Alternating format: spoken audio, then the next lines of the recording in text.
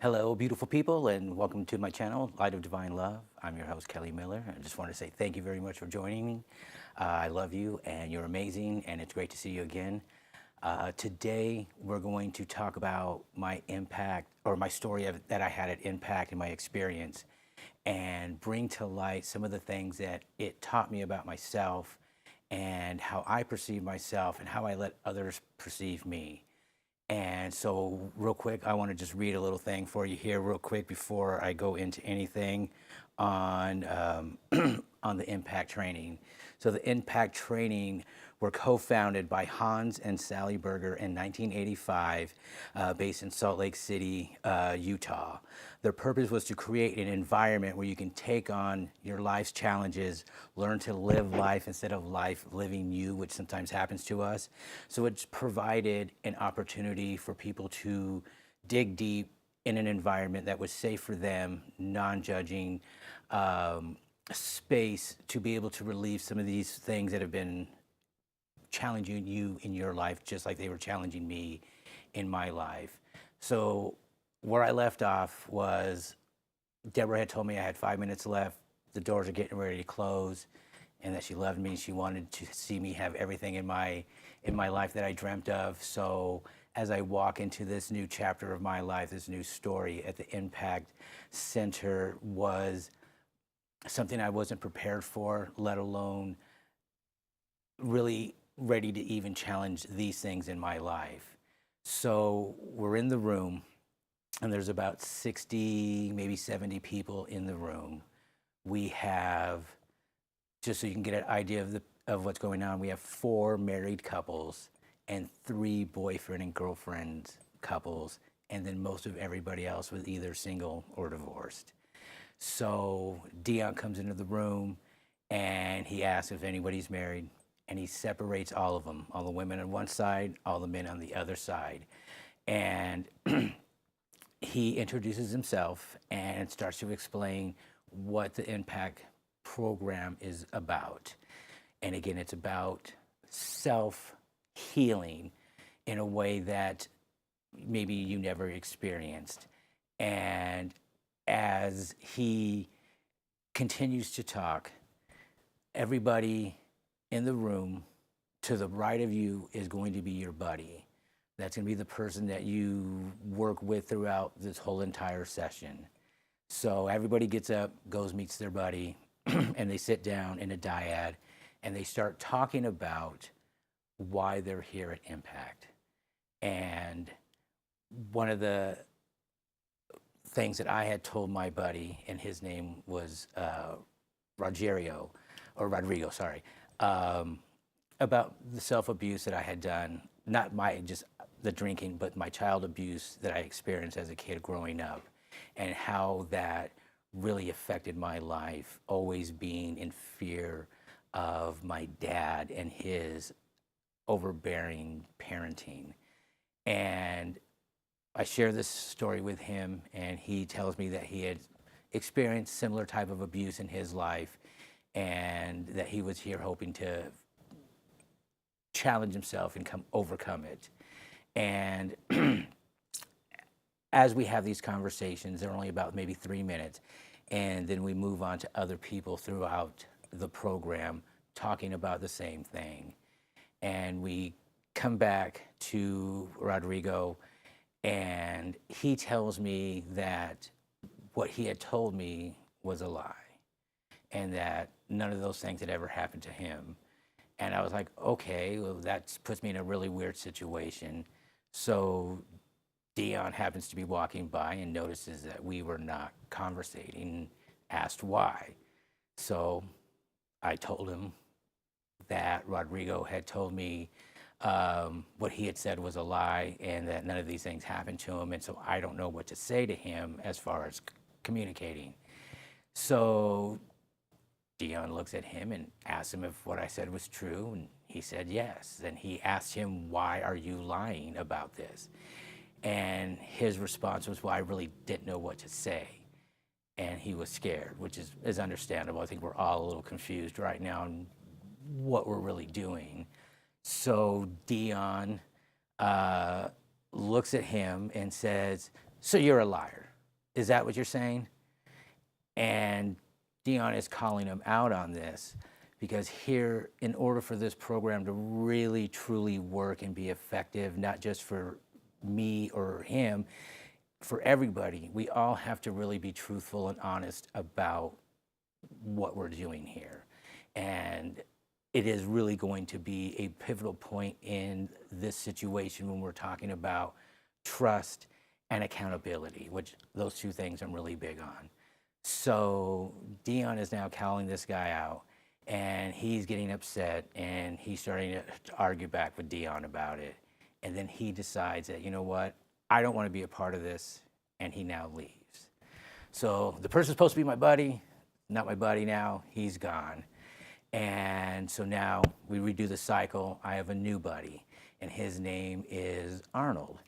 And Arnold is an amazing person who really helped me manage myself as I'm going through this experience, because there were many times that I didn't want to go back, but I didn't want to let, number one, myself down or Deborah down. And so my new buddy, Arnold, we are now looking at forming single file lines. And the person is going to tell you things about you that you don't really want to hear. And it's based on this. My experience of you is you're a liar, you're a thief, you're a manipulator, you're a two-timer. Anything that you can derogatory say to somebody, you get to say it. So as this is happening, we have some plus-size, full-figured women in this course. And one of the people is telling this person his experience of her.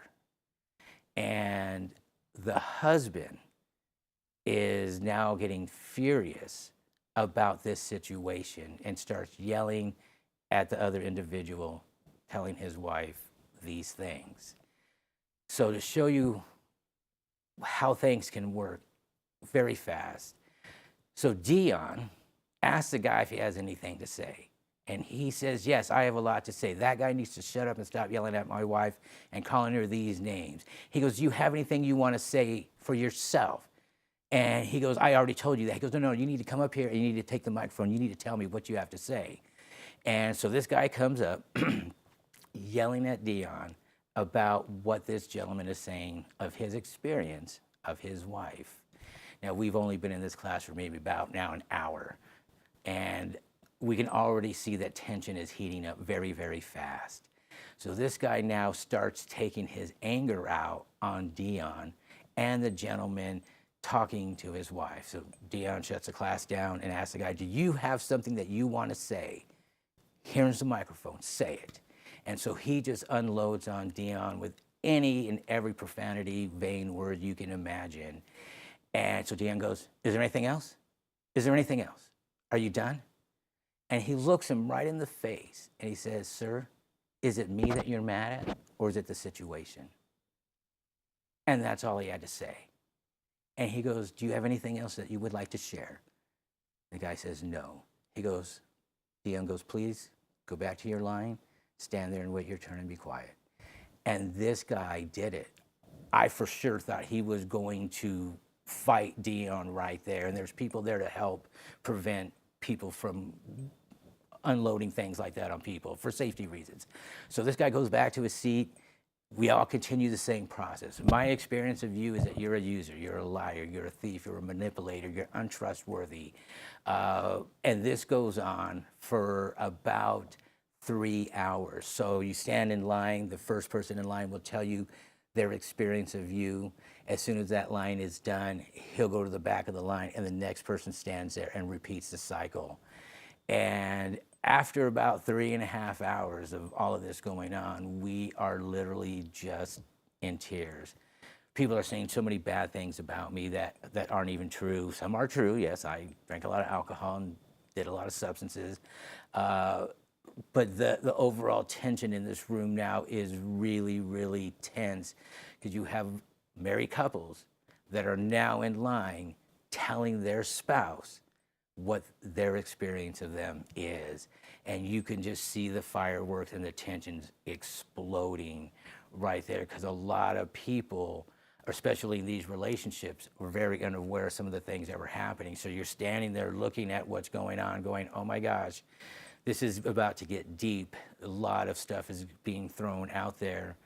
And finally, about maybe 10 o'clock, they gave us a break. We get to go and eat and come back, and got about an hour. So me and my buddy, we go to the nearest fast food place and get something to eat, and we're talking about what's going on, because I'm not married, but I've dealt with my experiences, and at that moment I don't really know much about Arnold yet. So we're just really kind of confused on how this process is going to benefit us. So we get back, it's about 11 p.m., and we continue the process even more.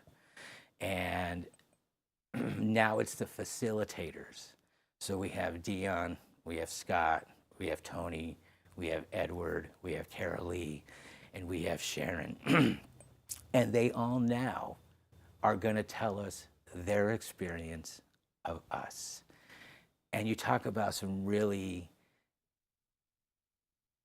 harmful things we've already heard already, but it's going to continue a little bit longer. And we all have to go through this process, so it takes about another 2.5 hours for these people to go through it. And at this moment, people are wanting to leave because and I understand, they're scared about what they're going to continue to experience and why this derogatory comments towards us is for. So one of the married couples leaves, one of the boyfriend-girlfriend couples leave, and a few other stragglers just bone out.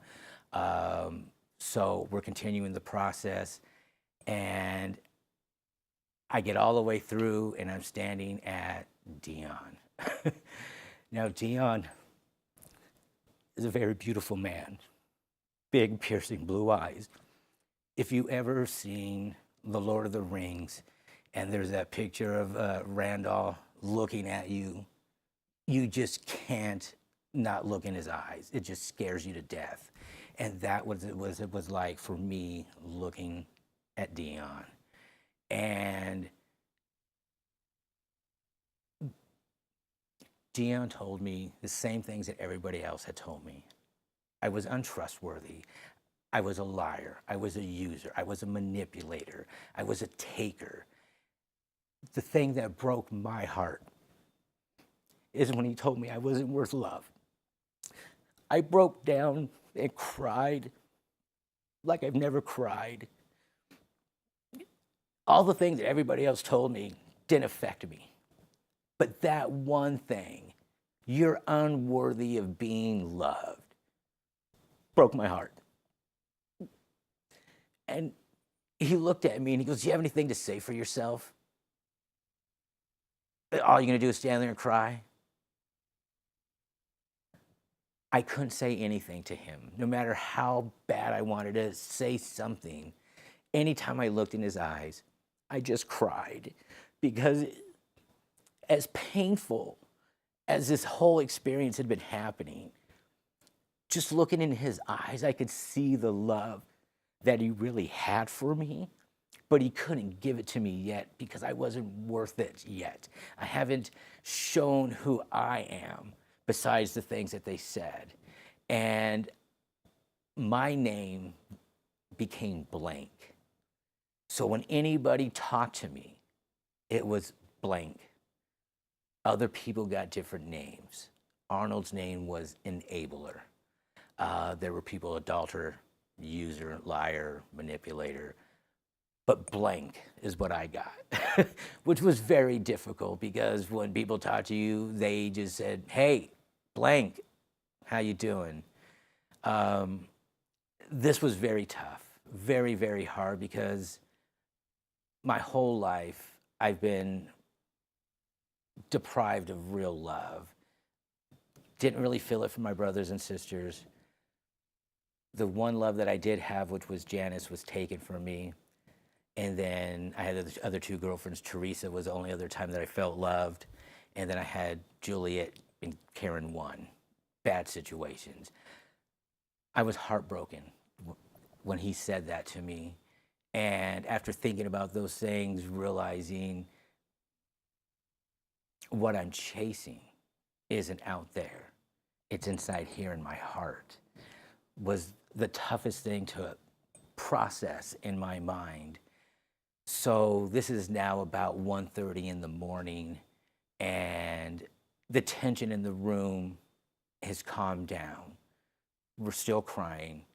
We're still processing all these negative things, and everybody got to go through it. Dion hit, everybody was there. And he never yelled. He never came off aggressively. Nobody ever came off aggressively. It's my experience of you is you're a taker, you're a liar, you're a user. And the way they spoke to us was a lot different than how some of us spoke to other people, because we were yelling and getting a lot of anger. This process was about pushing your buttons, pushing you to a point to where anger and frustration is now coming out. It's a mental boot camp to break you down to your most vulnerable, insecure feeling of your life. And after they calm the room down, Dion comes up and he goes, "So hey, how was your first day at Impact?" Like we were at Chuck E. Cheese.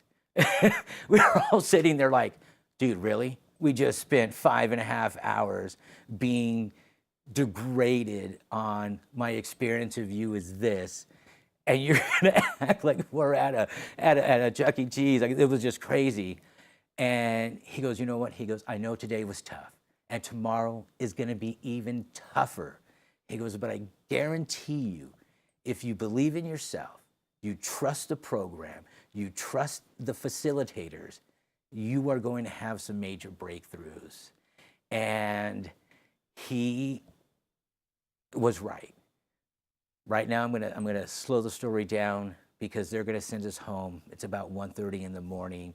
I have been up since like 6 a.m. in the morning because I had to work, and other people are tired and we're all hungry. So they let us go and they tell us these are the rules.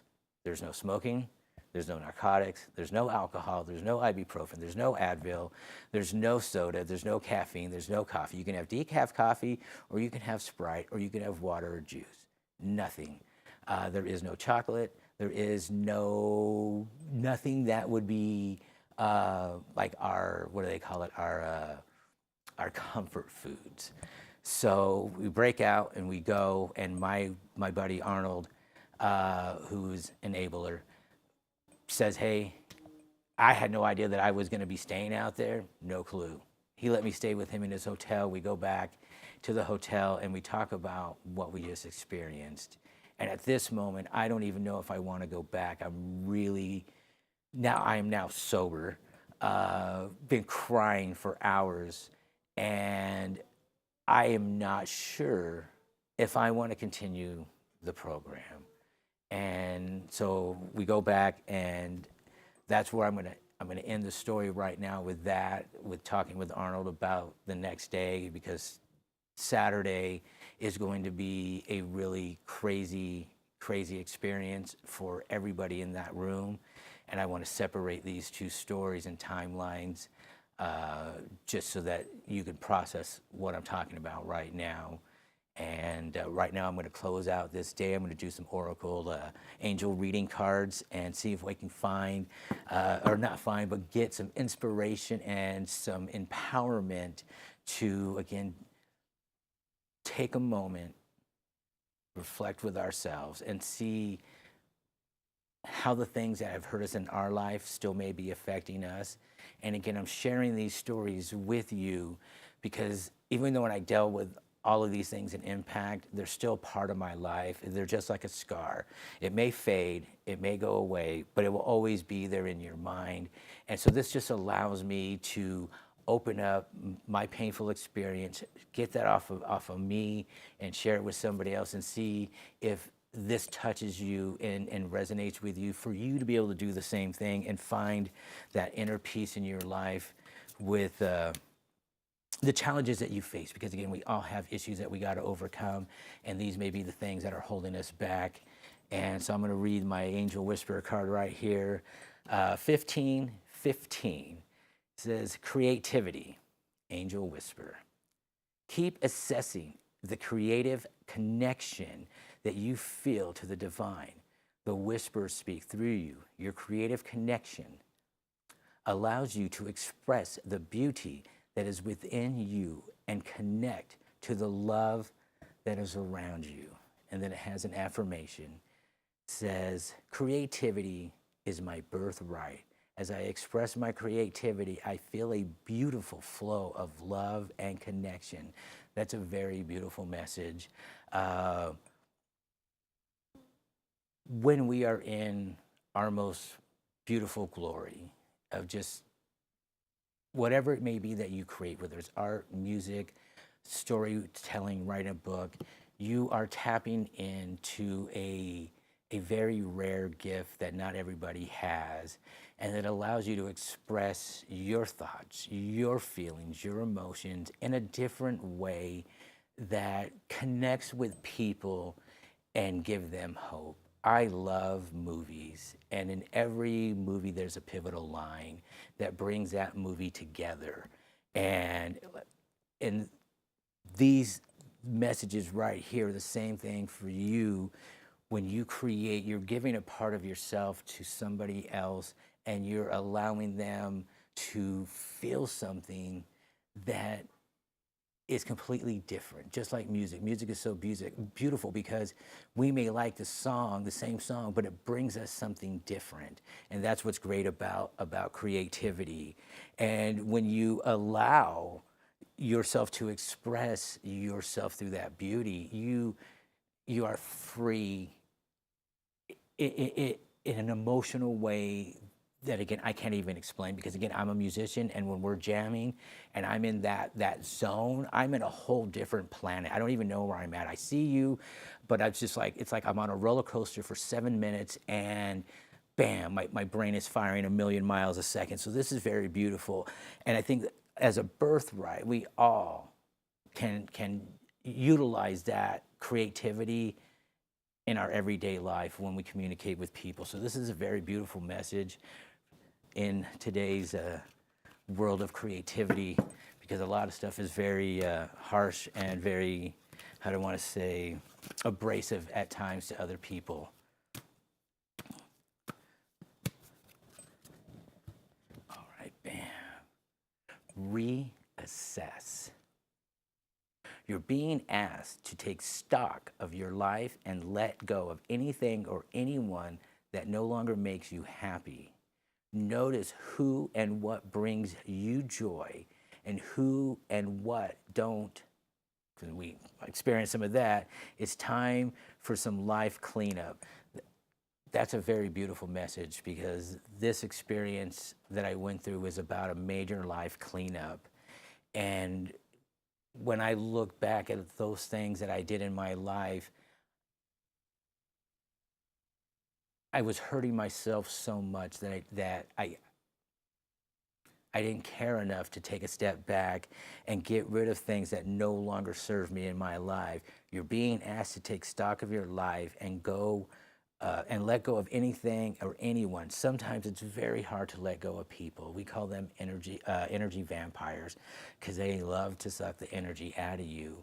And I'm guilty of it. I will not lie. My roommate can tell you. Sometimes I'm an energy vampire and just wants to throw some garlic at me and across and say, shut up. But that's very beautiful, because sometimes it's very hard to clean up our lives. And I think for anyone, if you are looking at your life and you are realizing you need to make some changes, reassess is probably going to be one of the great things for you to take a step back and reevaluate and be confident in the choices that you're going to make when it comes to be cleaning up your life. Because again, it's okay to love people from afar, they don't always have to be in your inner circle. And again, when you look at your inner circle, which is your little sanctuary space, it's up to you on who you want to allow to be in that space. So that's a very beautiful message. And we're going to finish it off with this one right here. Bam. 4141. Divine purpose. I am aligning with my divine purpose. I follow my passion and fulfill my soul's mission with enthusiasm. My life is a reflection of my higher calling and true potential. You know, that is very, very amazing.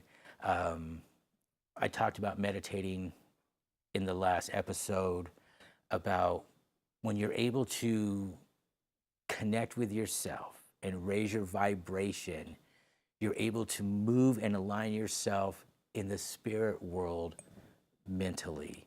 And that right there opens the door for those things that you're passionate about in your life and the things that your soul's mission, my soul's mission is to play music.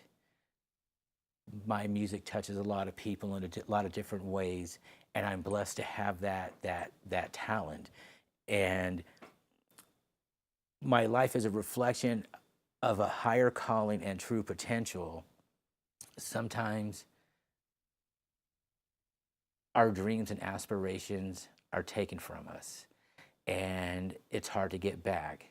It's hard to believe that we can accomplish anything that we put our mind to. And reflecting on my higher calling and true potential, whatever that may be in you, when you find it, you're able to use it and love what you do and share it with people, because it may be something that inspires somebody else to take your creation and create something of their own. And that's a very beautiful message with this. And I'm going to say, to wrap all these things together, you're really looking at that the internal peace that you seek within yourself to find a higher calling. Be realistic with how you feel about yourself in your life, and connect to the universe in your own ability to release all these things that are inside of us. I had no idea what I was capable of doing until I started believing in who I am and what I'm capable of doing. And today, I'm doing this video because I need to reach out to people and contact them and connect with them and show them how powerful you really are and how beautiful you are and how special you are. Again, we are always dealing with life's issues and challenges, and it's hard to break away, and it's hard to find that inspiration to keep going, because I know I'm the same way sometimes. I just want to give up and say I'm done, but I can't. And so these videos allow me to express all these things in my life that have hurt me, that I am now trying to overcome through this program called Impact. So I hope my story touches you and inspires you to believe in yourself, love yourself. And we'll talk about loving yourself, which is a term that we hear, but we don't really know how to do it, in another video. But I just want to thank you very much for watching. It's been my pleasure to share this story with you. You're beautiful, I love you, and you're very important to this planet and to this world. And thank you very much for watching, and have a great day.